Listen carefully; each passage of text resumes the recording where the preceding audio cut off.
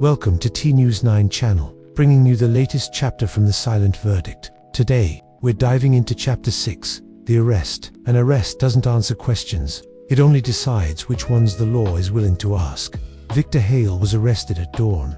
The announcement came quietly, almost politely. There were no sirens, no spectacle to be seen. Just a mugshot quietly released to the press, accompanied by a short statement from the police department. From his office at Greyhaven General Hospital, Dr. Max Cross watched the news unfold. He studied Hale's expression in the photos. It didn't change, not when the cuffs were snapped shut, not when the cameras flashed relentlessly in his face. His eyes were steady, curious, almost as if he were just an observer to his own life. Max recognized that look immediately. It was the unnerving calm of someone who truly believed the worst was already behind him. A nurse gently knocked on his open door. "They caught him," she said softly, her voice filled with a mix of relief and awe. "I know," Max replied, his gaze still fixed on the screen. That was all that needed to be said. Later that evening, Max sat down to review the preliminary psychiatric assessment on Hale. The language was all too familiar to him, clinical, cautious, and carefully worded to leave room for endless argument. Possible dissociation, impaired impulse control, a history of emotional detachment. Max closed the file with a soft thud.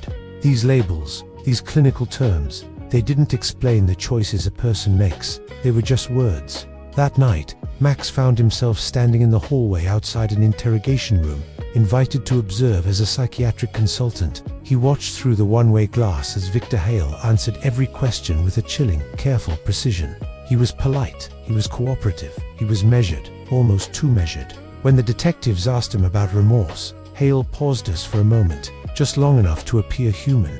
"I don't feel things the way other people do," he stated calmly. "I wish I did." Max had to look away from the glass. That wasn't a symptom of illness. That was raw, terrifying honesty. As Hale was being led out of the room, he turned his head once, his eyes locking onto Max's through the one-way mirror. For a fleeting moment, something unspoken passed between them, a spark of recognition. An unfamiliar chill settled deep along Max's spine. The law had finally caught the man who had destroyed his family. And yet, somehow, this didn't feel like an ending at all. It felt like a beginning. Max Cross would soon learn that an arrest was not justice, and justice was far more fragile than he ever imagined. Chapter 7 of the silent verdict, titled Diagnosis. A diagnosis can save a life, for it can erase responsibility.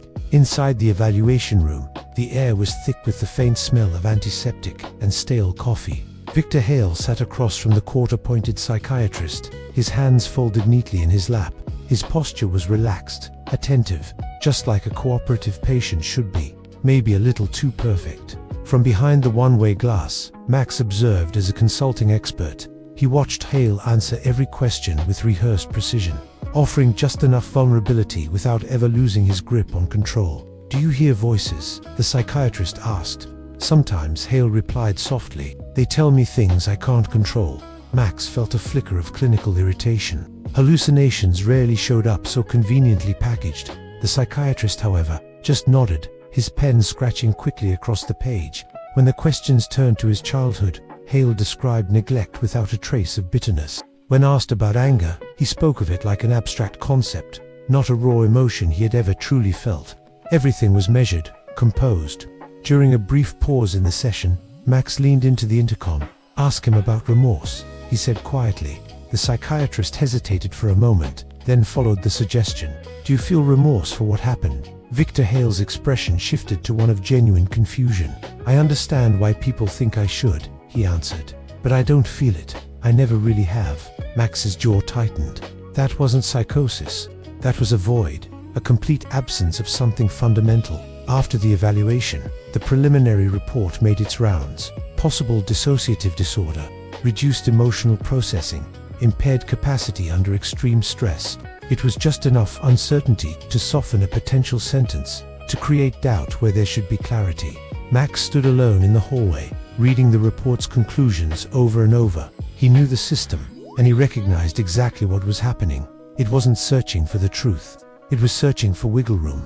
The diagnosis wasn't a verdict just yet, but it was already shaping one. Chapter 8 of the silent verdict, titled The Stand. The truth sounds different when you're sworn to tell it. The courtroom was colder than Max expected. not in temperature, but in its very soul. It was a place designed to strip away human emotion, to distill messy, complex lives into neat legal boxes. Dr. Max Cross walked to the stand with a steady gait. He'd done this before, offering expert opinions and clinical assessments, always from a neutral, detached perspective. But this time was different. This time, his name wasn't just a credential. He was Dr. Max Cross, widower, father, a man whose life had been shattered by the very person he was about to describe. The prosecutor started simply asking Max to describe Victor Hale's mental state. Max chose his words like a surgeon selecting a scalpel, each one precise and sharp. He demonstrates intact reality testing, Max stated, his voice clear and unwavering. There is no evidence of psychosis at the time of the offense. Across the room, the defense attorney immediately leaned forward, sensing an opening. "Doctor," he began, his tone smooth, "would you agree that emotional detachment can impair moral judgment?" "It can," Max conceded, "but it does not remove the capacity to choose." A thick silence fell over the courtroom. The judge's gaze was fixed on Max, every eye in the room now following his lead. The defense lawyer didn't let up. He fired off a volley of questions about childhood trauma, emotional numbness, and dissociation. Each query was a carefully constructed attempt to transform cold-blooded responsibility into a tragic, unavoidable pathology. But Max remained calm, answering each point deliberately. He refused to let them twist the narrative. When the defense finally asked the pivotal question, did Victor Hale understand the consequences of his actions, Max didn't hesitate for a second. "Yes," he said firmly. He understood them fully.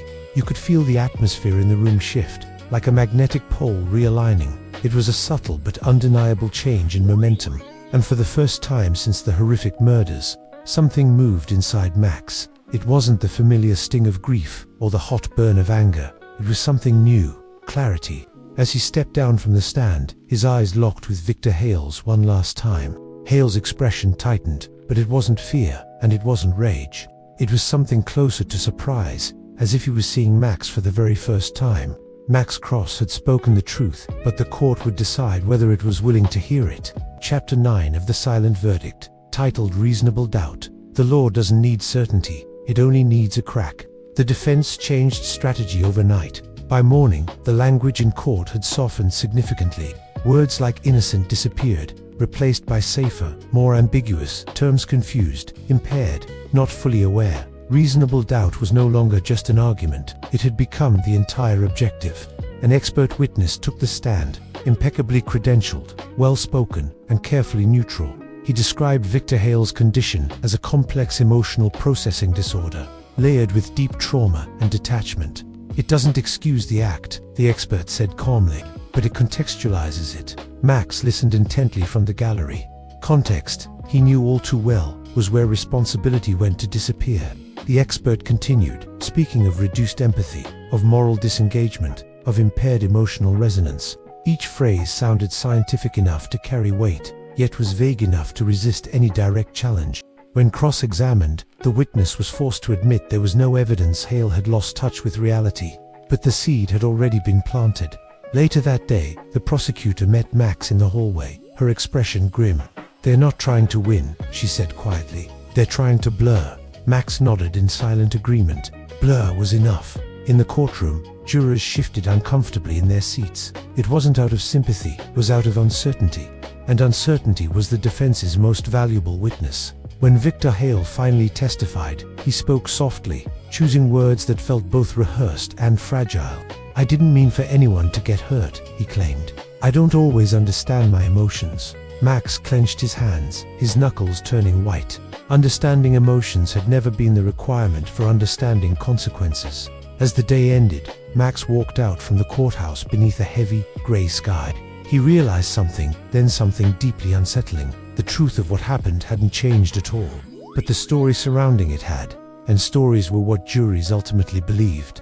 For the first time, Max Cross wondered whether justice was slipping beyond his reach. Chapter 10 of The Silent Verdict, titled The Verdict. The most dangerous moment in a trial isn't the testimony or the evidence, it's when the talking stops. For 9 long hours, the jury deliberated. In the tense silence of the courtroom, everyone felt the weight of that time. 9 hours, too long for a quick, certain conviction. but maybe too short for complete and utter doubt. Max sat perfectly still, his hands folded, a mask of professional calm hiding the storm inside. Years of discipline kept his face neutral, his breathing even, but beneath the surface, he was counting every single second, each one an eternity. Then, the jury filed back and the entire room rose as one. The foreperson, a woman with a practiced, steady voice, broke the silence. On the charge of first-degree murder, Max felt his world shrank, his focus narrowing to a single, sharp point. The next words would change everything. "We find the defendant not guilty." The words hung in the air, seemingly without sound. Not guilty. Max didn't move. He didn't even blink. But around him, the verdict sent ripples through the crowd. Gasps, shocked whispers, the harsh scrape of chairs on the floor. Somewhere behind him, someone started to cry, the sound muffled and raw. The judge formally thanked the jury for their service and dismissed them. Victor Hale, the defendant, closed his eyes for a brief moment. A wave of pure, unadulterated relief washed over his face. It wasn't joy, and it wasn't triumph. It was the simple, profound release from a crushing weight. As the bailiff uncuffed him, Hale's gaze found Max's across the courtroom, their eyes locked for a beat. Hal gave a small, almost apologetic nod, a silent acknowledgement of the battle they had both endured. Max remained a statue of composure. The system had rendered its judgment. Outside the courthouse, a media frenzy was waiting. The flash of cameras was blinding, and reporters shouted questions, their voices a chaotic jumble. Opinions were being formed instantly, broadcast with absolute confidence. Max walked straight through the throng, a silent figure in a sea of noise, not uttering a single word. He ignored the microphones thrust in his face and the questions hurled at his back. Later that night, the silence of his apartment was a stark contrast to the courthouse chaos. Max pulled Emily's drawing from his coat pocket. He stared at the child's sketch, at the sun she had drawn. It was still there, big and bright, almost overwhelmingly so. He carefully folded the paper once, and then once more, until it was a small, neat square. As he tucked it away, something inside him shifted. It wasn't a break, and it wasn't healing. It was something else, a settling, a finality. The verdict had been delivered, but Max Cross's judgment was just beginning.